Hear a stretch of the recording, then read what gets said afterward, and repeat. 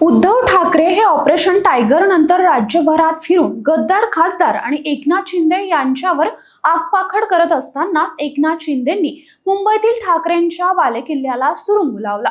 विधानसभा निवडणुकीत आदित्य ठाकरे यांच्या वरळी मतदारसंघातील विजयात महत्त्वाची भूमिका बजावणारे सचिन अहिर यांना एकनाथ शिंदेंनी गळाला लावलं। सचिन अहिर यांनी मंगळवारी शिंदे गटाकडून विधान परिषदेच्या उपसभापती पदाचे उमेदवार म्हणून अर्ज दाखल केला तेव्हा राजकीय वर्तुळात आश्चर्याचा मोठा धक्का बसला। मात्र त्याचबरोबर चर्चा सुरू झाली की पक्षांतर्गत बंदी या कायद्यानुसार आता सचिन अहिर यांच्यावर कारवाई केली जाणार आहे का, अशा चर्चाही रंगल्या। मात्र इथं एकनाथ शिंदेंचा मास्टर प्लॅन दिसला आणि कायद्यातून तगडी पळवाट काढत एकनाथ शिंदेंनी सचिन अहिर यांना फोडलं। त्यामुळे उद्धव ठाकरे सचिन अहिर यांच्या केसालाही धक्का लावू शकत नाहीत। ठाकरेंच्या शिवसेनेकडून मिळालेली आमदारकी त्यांची शाबूत राहणार आहे आणि शिंदेंकडून मिळालेलं उपसभापती पदाचं बक्षीसही सचिन अहिर यांना मिळणार आहे। त्यामुळे शिंदेंनी हा मास्टर प्लॅन कसा आखला, कायद्याचा किस कसा पाडला, शिंदेंनी सचिन अहिर यांना कसं फोडलं आणि एकटा आमदार कसा काय फुटू शकतो, सचिन अहिर यांना कायद्यातली कुठली पळवाट सापडली आणि त्यांच्या फायद्याची ठरली, समजून घेण्यासाठी हा व्हिडिओ शेवटपर्यंत नक्की बघा। पण त्याआधी एक आठवण, अजूनही तुम्ही आमचं चॅनल सबस्क्राईब केलं नसेल तर ते नक्की करा। नमस्कार, मी भाग्यश्री आणि आपण पाहताय वखर लाईव्ह।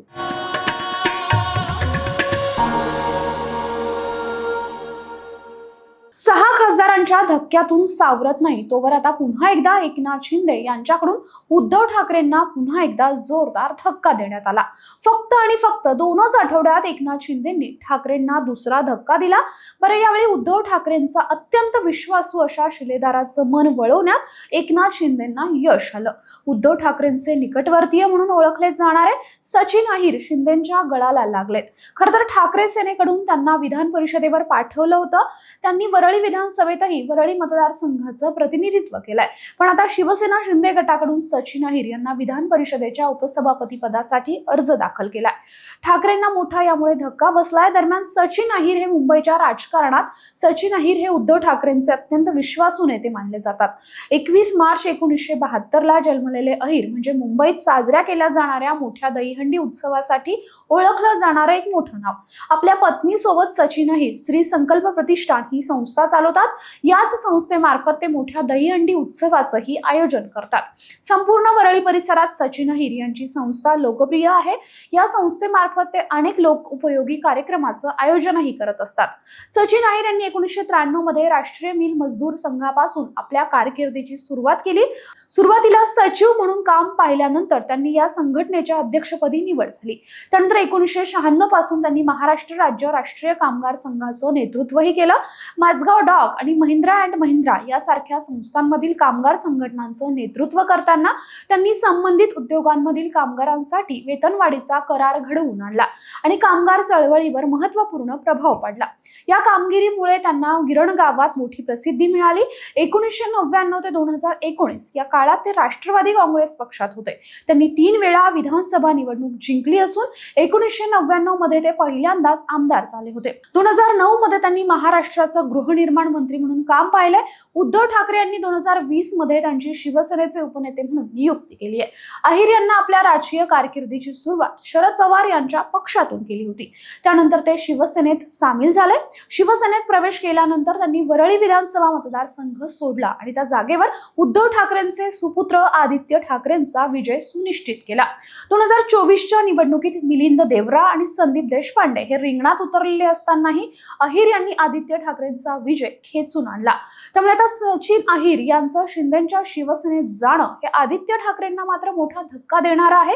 किंबहुना आदित्य ठाकरेंचं पुढचं राजकीय भवितव्यही ठरवणार आहे।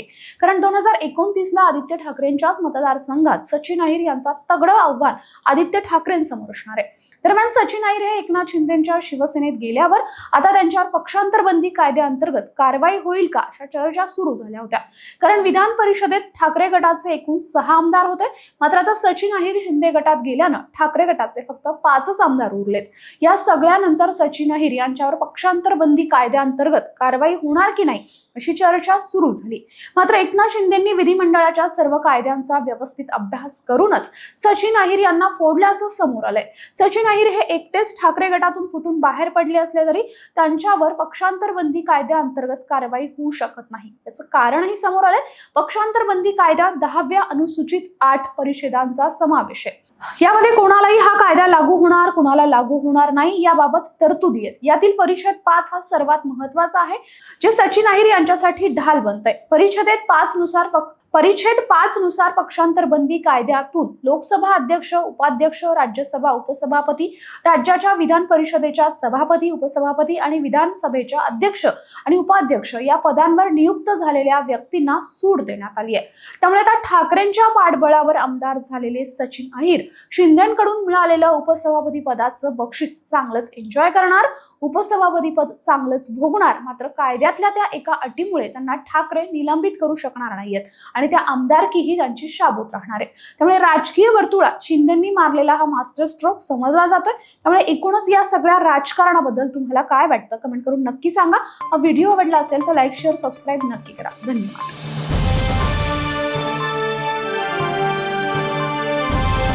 समाजकारण, प्रशासन आणि राजकारणातल्या अचूक विश्लेषणासाठी बखर लाईव्हच्या सोशल मीडिया प्लॅटफॉर्म्सना लाईक, फॉलो आणि सबस्क्राईब करा।